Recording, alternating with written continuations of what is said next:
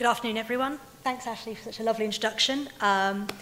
So, as Ashley said, I'm Research and Policy Manager at CLIC Sargent. You'll notice by my title that I'm not an academic, I'm not a health professional. I also have the post-lunchtime slot, so I do hope that you'll bear with me and that you'll find it interesting to talk about what we're doing.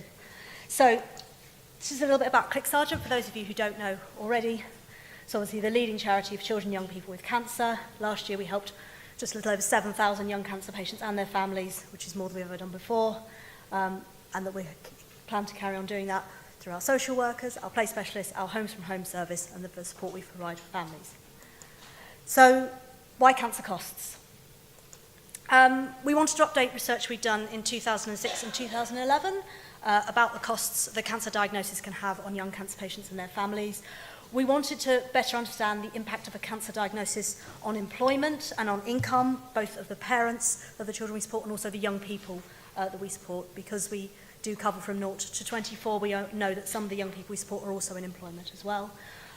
We wanted to find out the extent to the current package of financial support actually meets the needs of young cancer patients and their families. And we also wanted to look at the emotional impact that the financial burden of cancer would have. So what did we do? We did a literature review. We looked at what was already out there, talking about the financial impact of cancer. We also looked at the scoping work, so we worked with some of our staff and some of our young people and parents to look at sort of what we wanted to ask people, how those questionnaires would be phrased out. Our qualitative research, the interviews we did with parents, teenagers and young adults, and our social workers, these interviews were around 30 to 60 minutes each. And then we also did some online survey work, as you can see. So we got a little under 400 people participating, which is great. So just to give you a little highlight, this is Kiana. Kiana is currently on treatment for cancer. And I think she sums up some of the issues with the cancer costs. You want to see is our slightly old branding, but I couldn't resist the chance to show Kiana off again because she's just fab. So I hope you enjoy. When you're a kid and the doctor says the word cancer, suddenly the world becomes a scary place. There are all kinds of scary things that sometimes make me feel worse before I will start to feel better.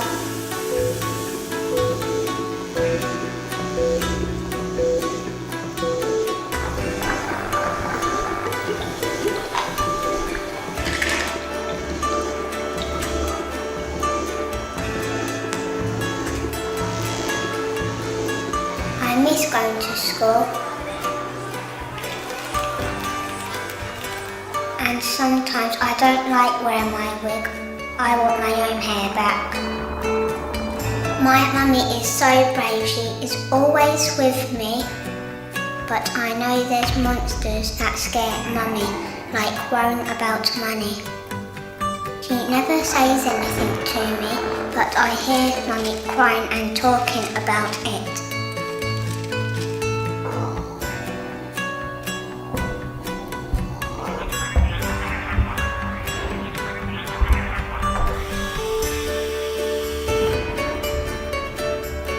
Then Lucy came along.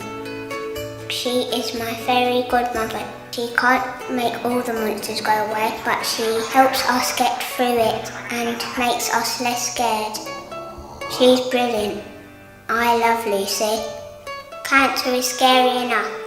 Cancer is scary enough. But for many parents, it can be even scarier, as they will spend, on average, £600 extra each month while their child is receiving treatment. Costs go up and income goes down. This Childhood Cancer Awareness Month, text HELP to 70030 to give £3 to a family near you. And join CLIC Sargent's campaign to let the government, energy firms, transport companies, banks and everyone else know that cancer costs. Help us change that.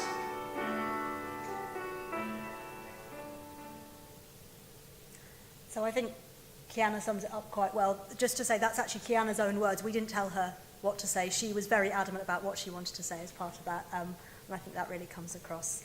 So this report came out in September as part of Childhood Cancer Awareness Month. And these are some of the key findings. So you saw in the video, we found that parents are spending on average about £600 extra a month during their child's cancer treatment. Unsurprisingly, this leads to a lot of parents going into debt. About 61% of parents accruing debt during their child's cancer treatment. 42% of parents stopped work due to their cancer treatment. And in fact, of those parents who stopped work, we found that about 20% of them were actually took unpaid leave for up to a year. So you're talking about a huge time when income's coming down, but costs are still going up. We found that actually for our parents and young people, managing their finances understandably caused them huge amounts of stress and anxiety at a time when they really didn't need anything adding to that.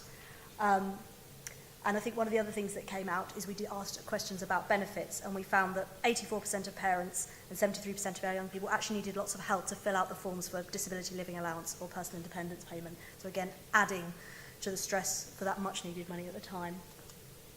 So these are sort of the key recommendations. We covered more, but these are sort of the main ones. Certainly immediate financial support to provided from the point of diagnosis to every single young cancer patient. A review of the travel assistance that's currently available to parents and young cancer patients. We know that some people get assistance, some don't, and we know that the parameters are quite strict and it can be very difficult, so we'd really like to see clear recommendations for reform to change that. We'd really like financial services and energy companies to look at their vulnerable customers policies to make sure that parents of children with cancer and young cancer patients are seen as vulnerable customers and treated accordingly. And we'd also like to see young cancer patients and their families in England to receive free or reduced hospital car parking. We're aware that in the other countries in the UK, free hospital car parking is more standard, but we know that's simply not the case in the UK. So what are we going to do next? We've done the report, but that's not the end of it. We've got more we're going to be doing. In fact, in the next couple of weeks, we're going to be publishing some further research about the emotional impact of a cancer diagnosis on people. We're calling our hidden cost report, where we're tapping into sort of not just the financial side, but the emotional impact that a cancer diagnosis has. We have a cancer cost petition, which I'll talk to you about in a second, and we're handing that into 10 Downing Street. Now that I think we now have a Prime Minister after last night, we're going to be down there and we're going to be handing that into her. And we're going to continue to work with energy companies and banks to help them support young cancer patients and their families as best we can. So it's not just us, we want you to help as well, and this is how you can do it. So we've got a petition, so it's on change.org, and if you look up CLIC Sargent cancer costs, as you can see, we've got a little under 11,000 signatures. So if you haven't done already, go on, sign the petition. We've got a lovely picture of Kiana there as well. We'd really like as many people to be signing the petition as possible. And if you've had experience of that, come and tell us about it. We're trying to look at various aspects, what affects the cost of having cancer, and we'd like to hear from anyone as much as possible. And basically watch this space, because we're not giving up on this, and we really want to campaign to make sure that people aren't being devastated by the cost of cancer. So this is what we're making change happen, and we're up for the fight, but we can't do it without your help.